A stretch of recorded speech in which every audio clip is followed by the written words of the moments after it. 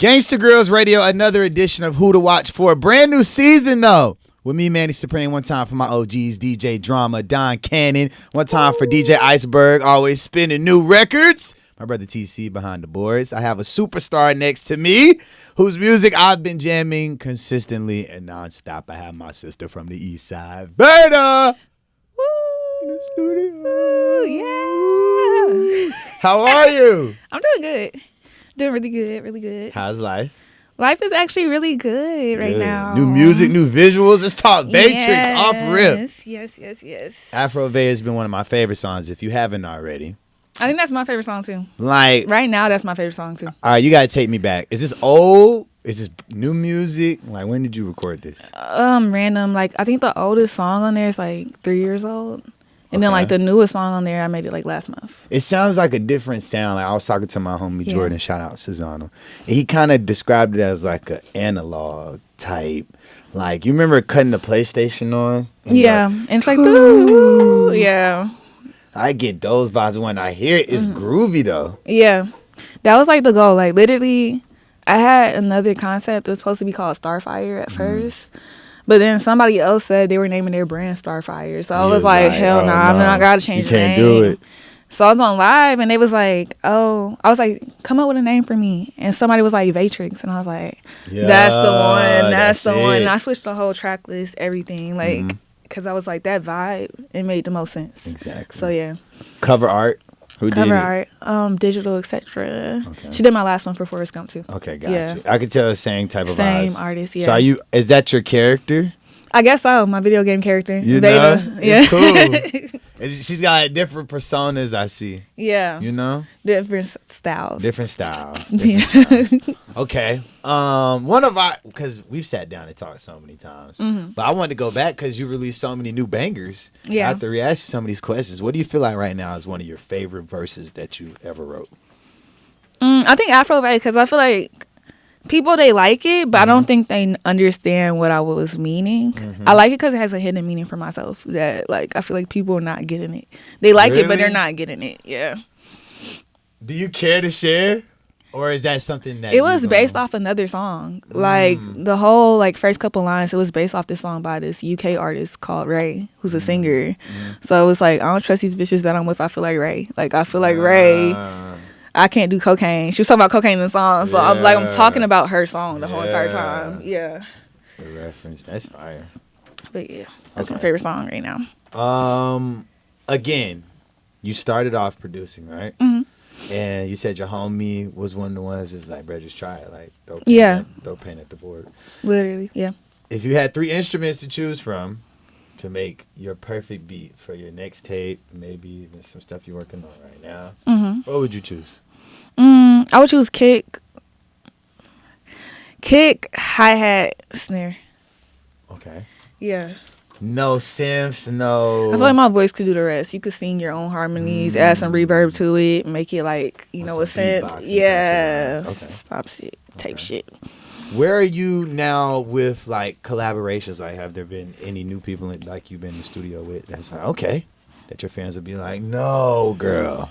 They be like, no, like please don't. Or be like, on this, like, yes. I feel like it's a lot of people I've been working with. I just been holding the songs, or like they're holding the songs.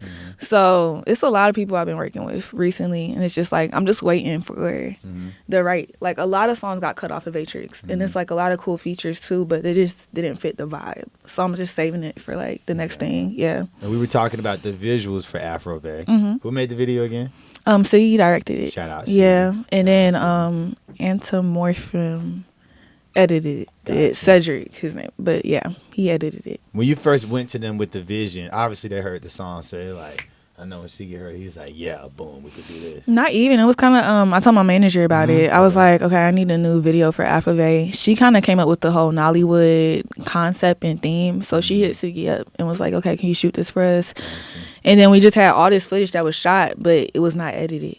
So then I was on Instagram and I was scrolling around, and that's when I found Cedric to edit it. And I was like, okay, he can get the vibe of what I want. Fine. And I hit him up to edit it. I mean, was it a coincidence it was the green screen there that was like on purpose? I knew I wanted green screen stuff because like even my older videos, like Bingo, all that type of stuff is like green screen stuff. Yeah. So I knew I wanted that for sure. It's just like you and your friends having fun. It was damn near like. It was actually a really good shoot. We was having fun. Walking through, you know what I mean? And then they hit play on the song. Nah, that was my first time even having like extras for real in the video, like doing casting. Like, okay, y'all hit me up if y'all want to be in my video. Everything hit the vibe. Like that was the first time any of that ever even happened. Hit the vibe. Influence wise, who would you say is top 3 here in the city? Thug, of course. Thug with style and rap and all of YSL. I think Thug, of course. Honestly, I would say Jeezy, because Jeezy, I think we're just now seeing like how long term the effects of Jeezy is, even with like JT, the OK, or even like I've seen more people get on Jeezy type beats this year than I've seen any other year in the recent past. I agree. Then I'll say Ludacris. Ludacris, I feel like people don't talk about Ludacris enough. Like, I feel like he's a very, very strong artist. And then it's because he has a lot of variety in all his old music. And then even now, like, he doing little cute children's shows and stuff. Like, that's so cute. So I'll say Ludacris. I agree. So that's it. Solid list. Damn, that is a good list. So we are here on Shade 45. We also like to talk hip-hop. Growing up, like your parents, uncles, like was it heavy hip hop influences? Like what was like first hip hop notable records that you could recall? I feel like I had a lot of music in my life, but it really wasn't that much hip hop except like, you know, just growing up, being in Atlanta and hearing hip hop on the radio. Like my dad was a rapper. But I didn't even hear my dad's music till I was like 10, 11, 12 years old, for real. Because he didn't want me to hear like all the cussing, profanity, like all that type of shit growing up. So he wouldn't even play his music for us. So how did you stumble upon it? He finally played it for us. Yeah, like once I got like a little bit more older. Yeah. But growing up, he didn't really play that much rap. He played like a lot of music from the 70s growing up. Like soul music, like Marvin Gaye, Luther Vandross, Diana Ross, that type of stuff. And then like hip hop was really just like driving to school on the radio or just being outside. That's when I heard hip hop a lot. Yeah, similar. Wow, definitely cleaning the house up to Aretha Franklin. Yeah, type shit. You like, oh, it's he was not listen to no Ludacris or nothing like that. Like we wasn't doing that on his watch. Nah. Exactly. Now going back, because I think it's very cool how you really understand the art, like being in band and then starting off producing and then making your own music, right? Take us back to, you know, for all of your new fans that are watching. Yeah. What was that first beat that Vayda made? Where did the inspiration come from that?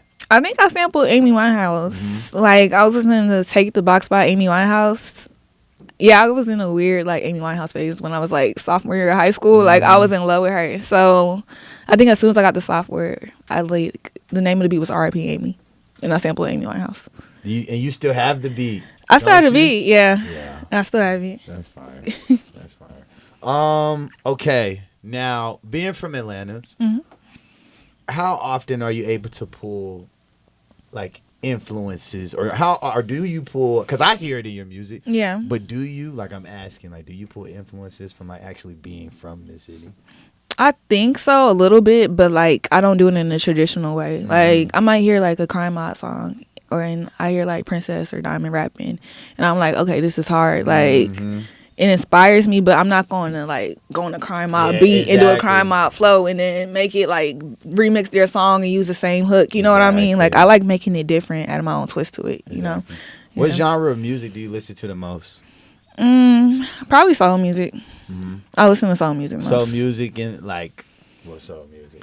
Like Jill Scott, Erykah Badu, Maxwell, that type of thing. So like 2000s, so all 90s, all age, 90s. Even 90s, even 80s, even 70s, probably 60s is where I cut it. Like I'd be like, you listen to some 60s soul music? Every once in a while, like I have a Supreme song in my likes, but like I don't listen to like that much 60s music. TC, you know about Supreme? The Supremes? Diana Ross? Oh, okay. Yeah. I'm like, Supreme make music? Oh, no, the Supremes. Like 2000s babies? Like, what? That's funny as hell. That is funny. Okay. What's next? Like what's next for Vayda? Vaytrix Reloaded. Yes. That's it. That's what's next. You said it's gonna be some really exciting features. Yeah, a couple, not too many, but maybe like 2, 3. Okay, cool. Yeah. Cool. Once music is exactly where you want it to be, though, what should your fans be expecting from Vayda, though? What you mean? Doing clothes, or are you gonna have like your own? Oh, once I'm like done with music? Yeah, like, or not even done, because I think music. I hate when artists say they're done. I feel like it's a lifelong thing that maybe you can keep developing stuff with. Because I would want Vayda to keep dropping music. I don't know. I feel like I'd probably like go more into the background, like do songwriting or like just production. Like I'll go fade into the background, still be making my coins, but like.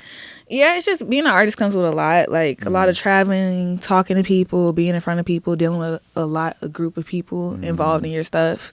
I feel like if I can lessen that in the next couple years, like I'm still gonna try to make it where I need to go. Exactly. But after that point, like lessen that and still do music. Exactly.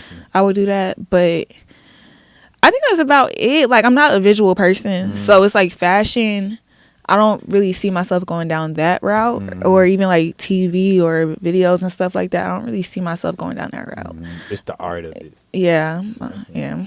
Now, also before we get out of here though, your live shows have been lit. Yeah, they've been pretty lit recently. I can't remember the last place that I had seen on your story, but it seemed like definitely the vibe of everything. Do you have your own DJ?